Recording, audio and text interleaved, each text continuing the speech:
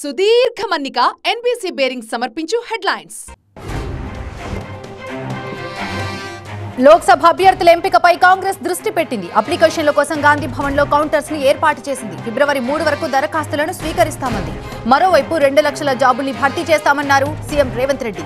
కొత్తగా ఎంపికైన స్టాఫ్ నర్సులకి నియామక పత్రాలిచ్చారు.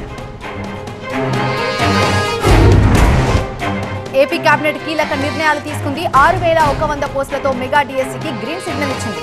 వైఎస్ఆర్ చేయుత నిధుల విడుదలకు ఓకే చెప్పింది. నాన్ టీచింగ్ స్టాఫ్ రిటైర్మెంట్ వయసు 62కు పెంచింది.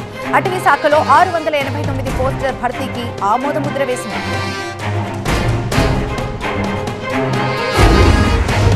రాహుల్ గాంధీ న్యాయయాత్రలో ఉద్రిక్తత ఏర్పడింది. బెంగాల్లోని మాల్దాలో రాహుల్ కారుపై రాళ్ల దాడి జరిగింది. దీని వెనుక తృణమూల్ హస్తం ఉందని కాంగ్రెస్ ఆరోపించింది. యాత్రకు అడ్డంకులు కల్పిస్తున్నారని విమర్శించింది. దాడితో తమకి సంబంధం లేదన్నారు టీఎంసీ నేతలు.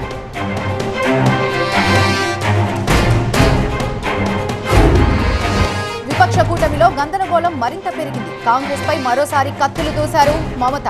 బెంగాల్లో ఒంటరిగానే పోటీ చేస్తామని చెప్పారు. బెంగాల్ అసెంబ్లీలో కాంగ్రెస్ కి ఒక్క సీటు కూడా లేదన్నారు. లోక్సభ ఎన్నికల్లో ఒక్క సీటు కూడా గెలవదని చెప్పారు.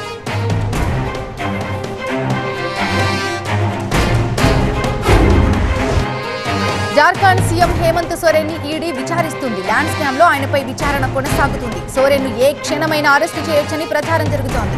మరోవైపు ఈడీ అధికారులపై సోరెన్ అట్రాసిటీ కేసు పెట్టారు. అధికారులు తనను వేధిస్తున్నారని సీఎం ఆరోపించారు.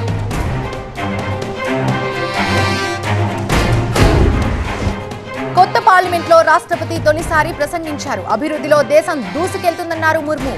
పార్లమెంట్ లో రేపు ఓటాన్ అకౌంట్ బడ్జెట్ ని ప్రవేశపెడుతున్నారు. కేంద్రం 19 కొత్త బిల్స్ ని తీసుకొస్తోంది. విపక్షాలు సభను అడ్డుకోకుండా సహకరించాలన్నారు ప్రధాని మోదీ.